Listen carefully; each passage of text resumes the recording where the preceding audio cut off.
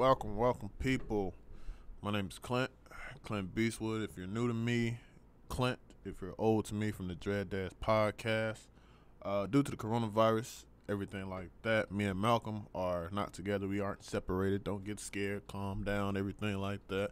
The DADS podcast is still a thing. We're still official and we're still on. It's just a lot of lockdown stuff going on right now, so it's hard for us to record. This is the one and only time I'm really gonna say something about that.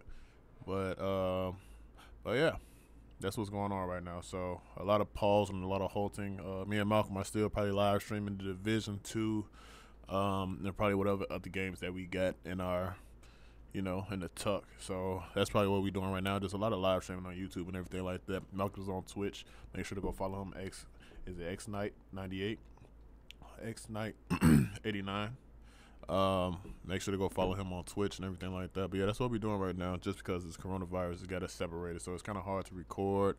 A lot of lockdowns, a lot of restrictions and everything like that. I know everybody is telling us to either use Zoom or like other programs like that, but it's kind of hard because Malcolm is he doesn't really have an official computer like that, or official laptop like that, and plus it's hard for him probably to get like a space where he can like get like the best type of silence, seeing that we have kids and stuff like that. So it's kind of hard for that to go on. I know a lot of people have been suggesting that, but it's just something hard to do. Like when you got kids, like I know you'll probably think, because we got this nice big green screen in the back and everything like that, like we in the studio or something like that. Nah, we in the basement. so it's kind of hard just to like get a little piece of silence or whatever the case is for him to record and everything like that. And plus he doesn't have like an official laptop. He's building his own computer, his own master computer right now to take over the world right now. So it's just what it is. So you just get me for right now. This may last a month. This may last a little less than a month. We don't know yet. When everything gets a little more clearer on our restrictions and stuff like that in the city or whatever the case is, that's when we'll start moving around and everything like that, just to let everybody know. But yeah, this is just that one intro video on why you just see me and not Malcolm, because we pretty much do everything out of my crib or whatever the case is. So that's just what it is right now. So yeah, don't get worried. DADS podcast still alive. We're still here. We're not breaking up. The boys are still back in town and everything like that. Like, we're not breaking up or anything like that. So but yeah, just wanted to give you guys that little heads up, notice, everything like that. So I don't know if I did the intro or not, but enjoy this video, whatever this may be. And we back. Yeah.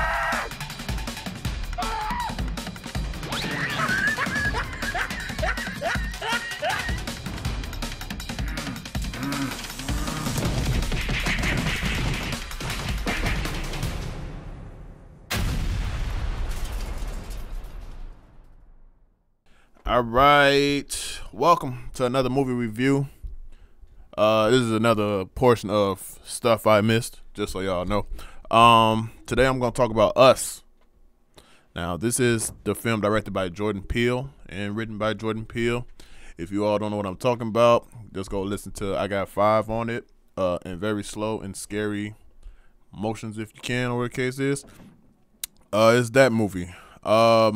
It got Lupita Nyong'o in it, and also Winston Duke, and a few other characters. But the thing with Us, it's a family on vacation.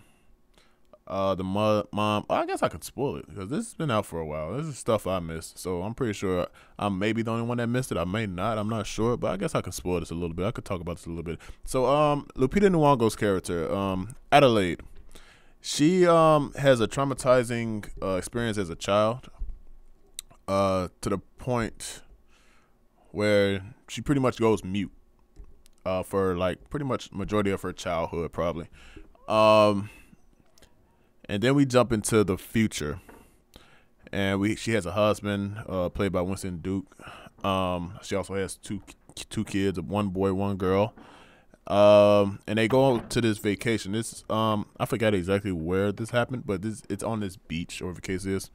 Her traumatizing experience also happened on the beach, in the same beach. So they go back to visit this beach later on in life, where the case is, as a vacation. During this vacation, Lupita Nyong'o, she insists that they do not go to this beach. And of course, I want to say this is kind of a thriller-esque, whatever the case is. And the thing is, when they go to this beach, Lupita Nyong'o's character Adelaide, she kind of loses her mind because one of her kids like wanders off. It's this big like house of mirrors, or the case is, that she had her traumatization in, and she's trying to avoid her child being lost. What the case is. And he walks off, just going to the bathroom with cases, but he doesn't notify anybody. She kind of loses her mind. It's like a lot of stuff that you've seen in the trailer already, so you kind of know like how she's acting or whatever. Later on that day, or pretty much through that whole day, or like a lot of actions and things like that, the numbers 1111 keep popping up. It was a homeless man and her child. Well, no, he wasn't even homeless, I don't think, in her childhood, but it was like a teen, or whatever the case is, in her childhood. He was holding up a sign saying Jeremiah 11:11. I'm pretty sure that's something in the Bible. Also, when they returned as adults, or the case is, she saw that same man. He was dead or getting picked up by the ambulance and stuff. And I think like a time or something like that happened at 11:11. Eventually down the line in the movie. So they leave the beach. They think everything is okay. The family's pretty much wrapping it up for the night. And then the younger son, he said he sees a family in the driveway. All this stuff is pretty much in the trailer. Mr. Duke tries to go confront this family, and a few actions happen. Everybody split off. Everybody running for their lives, everything like that. And then we get to see the other family, which are called the Shadows, I think, if I'm right. They're the Shadows. So the crazy thing is about this movie, it's a whole nother underground society of people that were cloned and copied of actual people like on the above ground. So there's this underground society, but there's also the above ground society. But they never mention, the thing about this movie, they never mention how the people actually get their DNA and stuff like that. It's like it's a couple things. Like, they never mention how they get the actual people at above ground DNA. They also never mention how they get because somehow the people above ground, of course, they go to stores to buy their clothes and things like that. But the people on the underground also have the same exact clothes. They're just a little bit more run down and things like that. And it's like certain things in the movie that they don't explain. They just let happen, whatever the case is. I know it's movie theories or movie aesthetics, whatever the case is, so it is what it is. But it's just like certain things that aren't explained. So where the hell was I? Oh, okay. So the Shadow family, they introduced themselves to the actual real life family. And the thing is, the things with these tethered, well, the things with the clones also, before I go any further, they're cloned to damn near perfection. The case is, they just don't have a soul. That's the whole thing of like kind of where they're failures or shadows, and why they're like tethered to the real life people, of the case is. So yeah, the family of the tethered or the shadows, they introduce themselves to the regular family. And I guess to be untethered, you have to kill your doppelganger, over the case is. So that's what pretty much the whole premise of the movie goes on from pretty much there on out. The action is good. The story isn't bad. I guess my thing with I don't want people to start thinking that I don't like Jordan Peele, because if you know about how I feel about Get Out, I kind of feel the same way about Us. It's like it's okay, but I get like everybody seems so like extraordinary, and like this is just so amazing, and like everything is so brilliant, or whatever the case is. And my thing is like the movies are okay, and I get them, but like I don't see like the extra shit that's going on that makes everybody like lose their mind, or the case is, if I could say that right. And that's kind of the same way I feel about Us. Like Us, it was a dope movie. I would watch it again.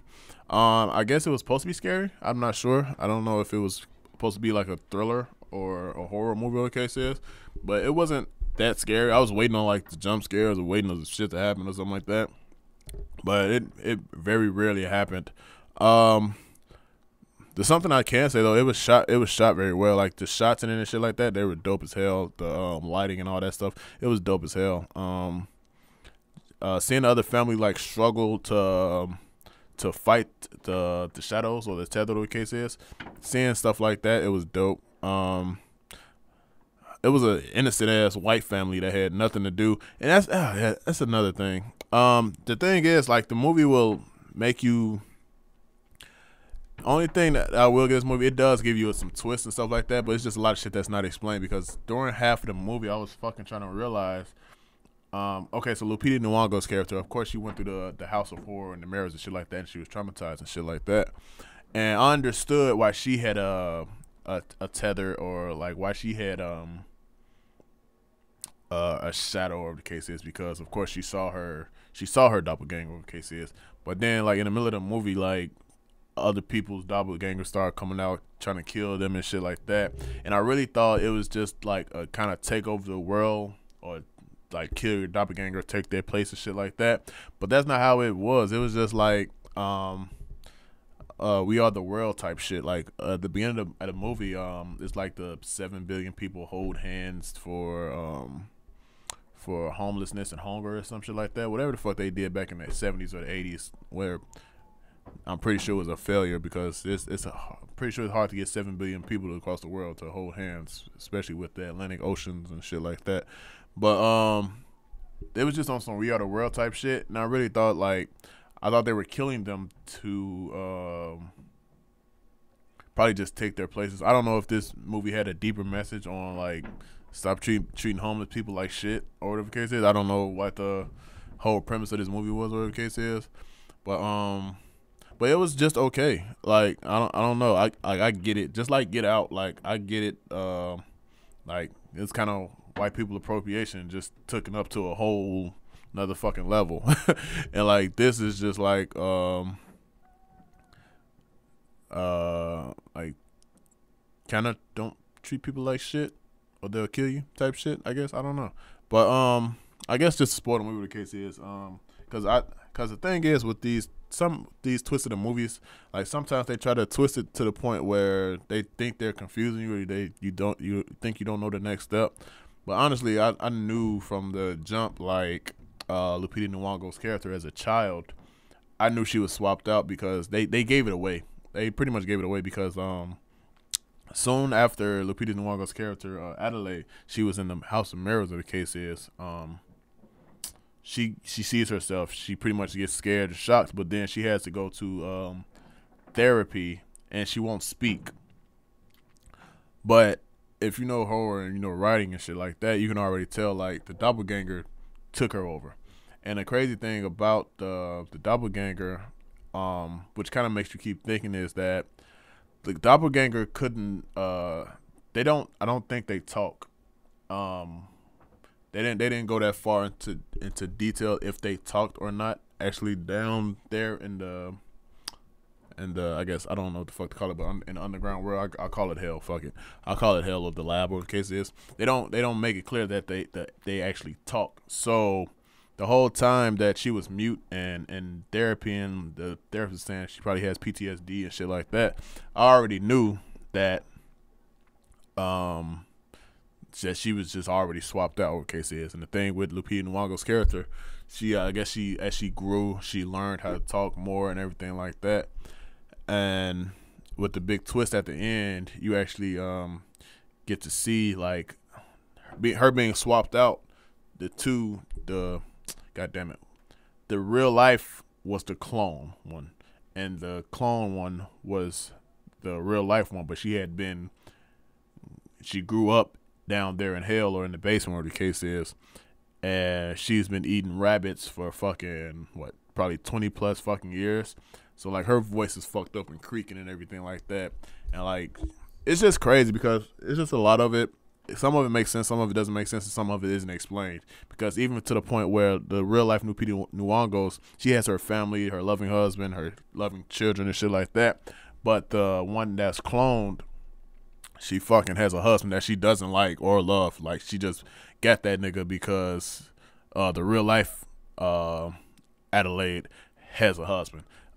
She has 2 kids only because the real life Adelaide has kids. Okay, sis, and like one of her kids is crazy as shit. Like she even says, like, this is the crazy one. Like she is the one that she's just off the fucking rails. And then she also has the younger child, which is the son, which is addicted to fucking fire. Okay, he's a pyromaniac and shit like that. So it's just certain things in the movie that are cool in concept, or the case is, but they don't like fully go through the whole thing. Like, a lot of the shit sounds cool in concept, but a lot of the shit ain't explained, so you just like kind of left there hanging, or the case is.